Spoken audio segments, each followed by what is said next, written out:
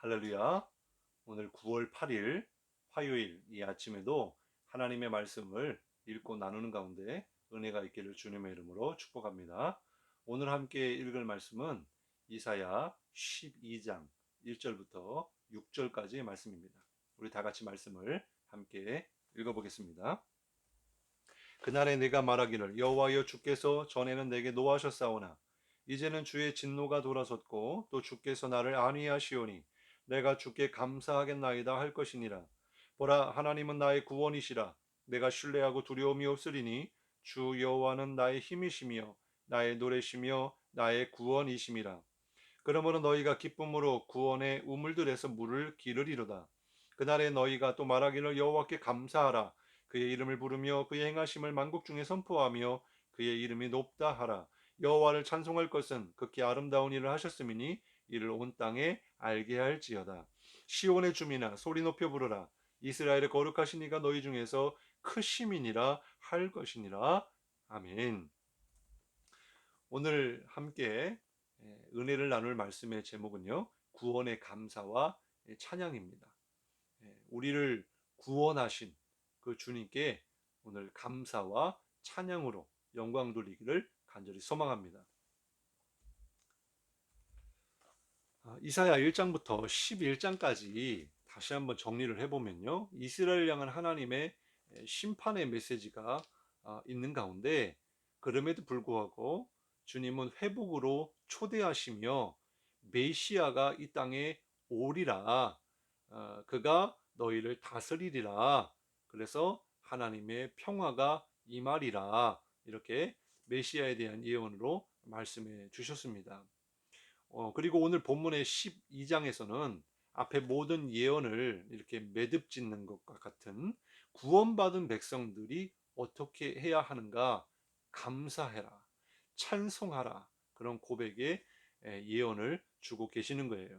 오늘 1절에 보니까 그날에 네가 말하기를 여호와여 주께서 전에는 내게 진노하셨으나 이제는 주의 진노가 돌아섰고 또 주께서 나를 안위하시오니 내가 주께 감사하겠나이다 할 것이니라. 하나님의 심판은요. 하나님이 이렇게 부정해서 하나님이 독단적으로 하나님 마음대로 진노를 발하여 하신 심판이 아니고 바로 이스라엘의 교만 그리고 우상 숭배 하나님의 말씀을 버리고 하나님을 떠나 정말 주님을 멸시하고 무시하는 그러한 죄로 인하여서 임하게 된 심판을 이야기하죠.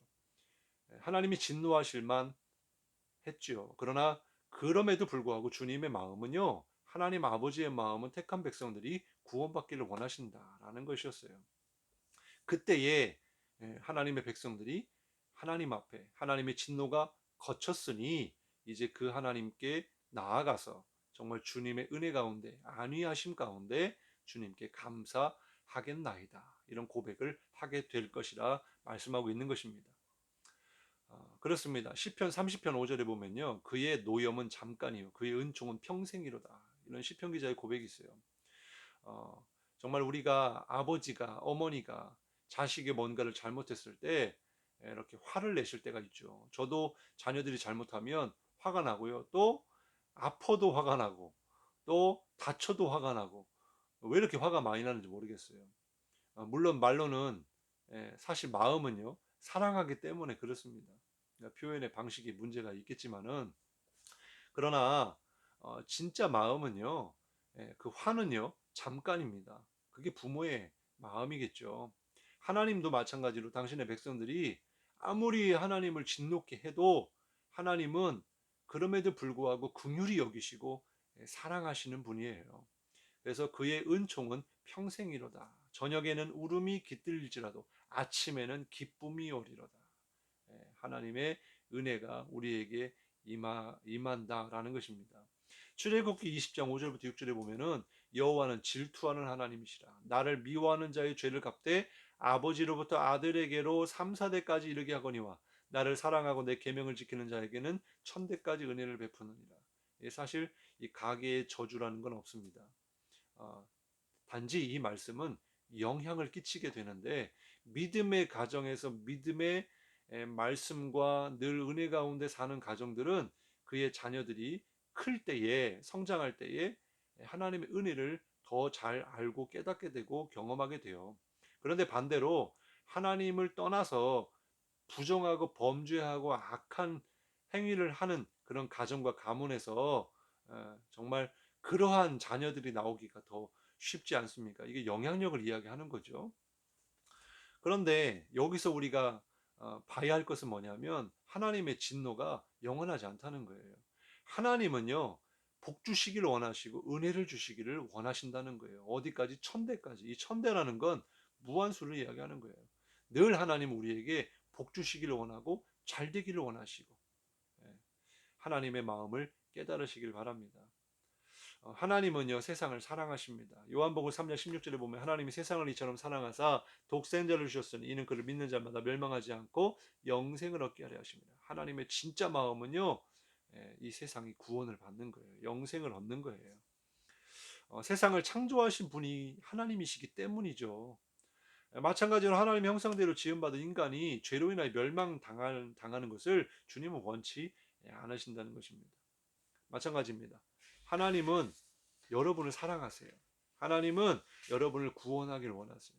하나님은 여러분에게 은혜를 베풀고 복을 주시기를 원하신다는 것입니다. 그 은혜와 복이 여러분 가운데 깨달아지고 임하기를 바랍니다.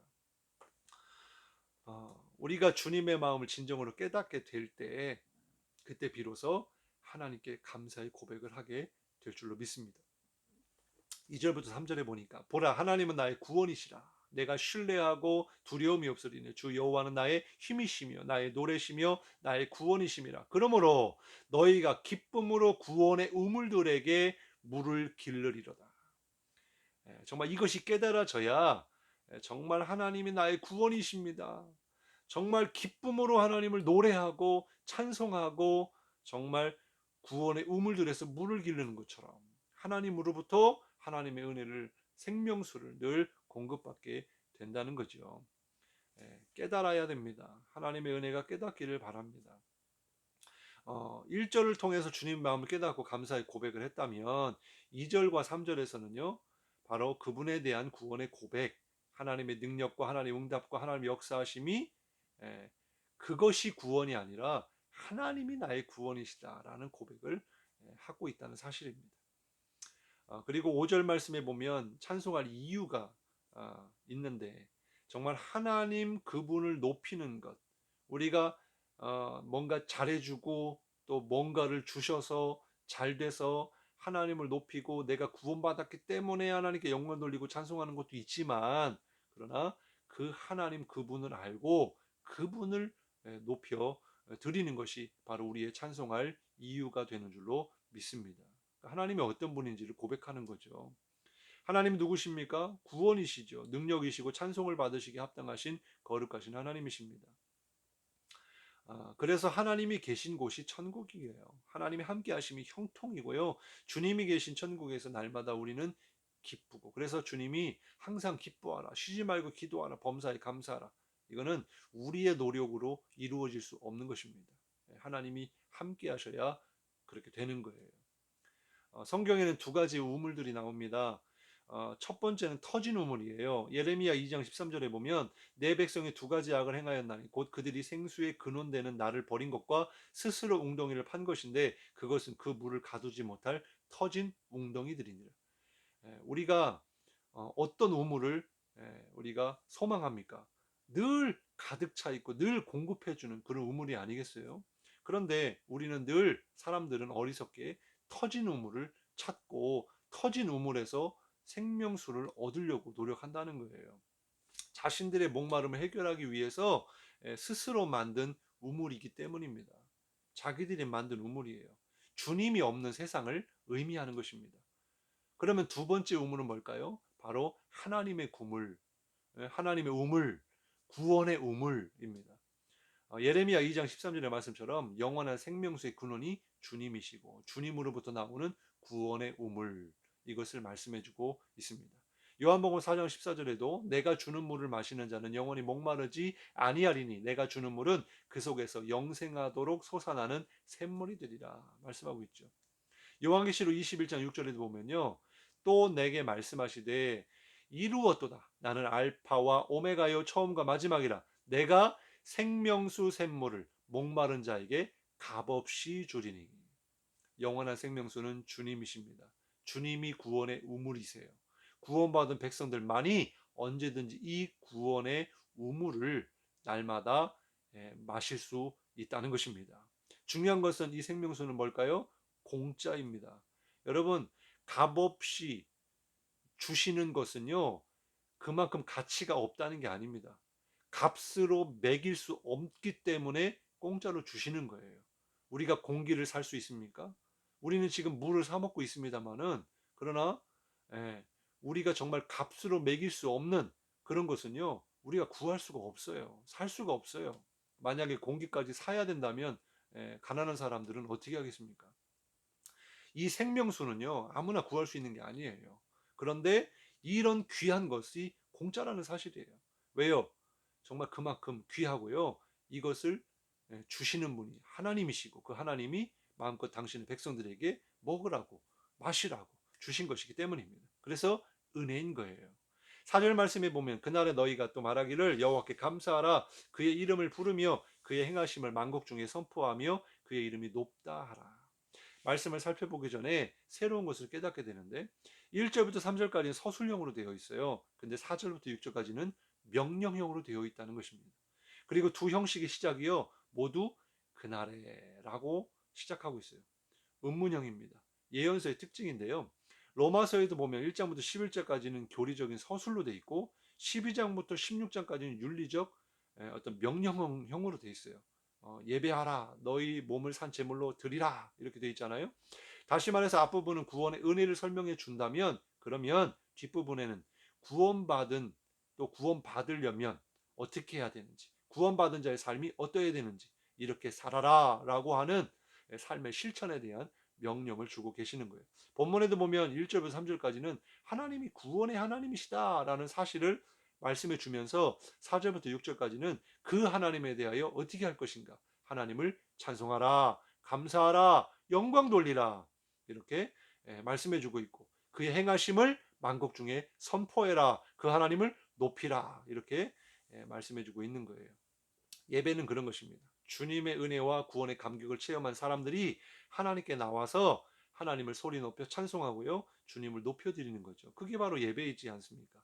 또한 주님의 말씀을 듣죠. 그리고 말씀을 따라 살아야 되지 않습니까? 그래서 설교자를 통하여 하나님의 말씀을 들을 때에 이렇게 사십시오. 저렇게 사십시오. 이렇게 해야 됩니다. 라고 하는 것이 바로 이러한 형식의 내용이라는 것입니다.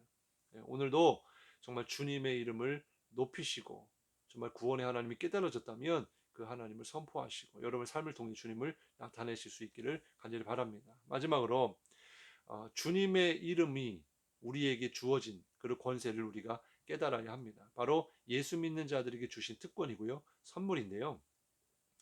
그의 이름을 부르며 그의 행하심을 선포하라고 그랬거든요.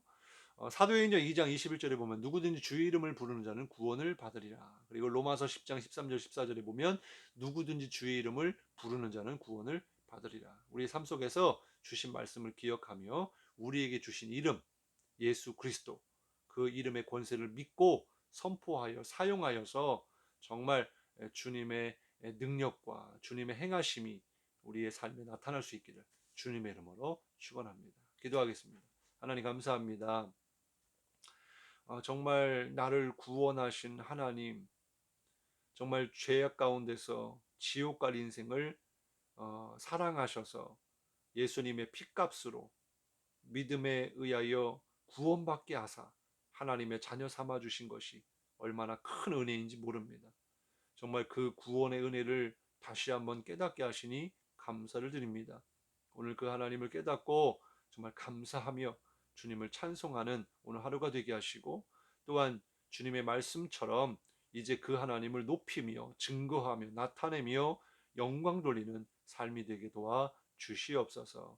주님 동행하시고 오늘도 지켜주시고 함께하시고 우리의 삶의 터전 가운데 동행하여 주옵소서. 감사드리며 예수님의 이름으로 간절히 기도드리옵나이다. 아멘.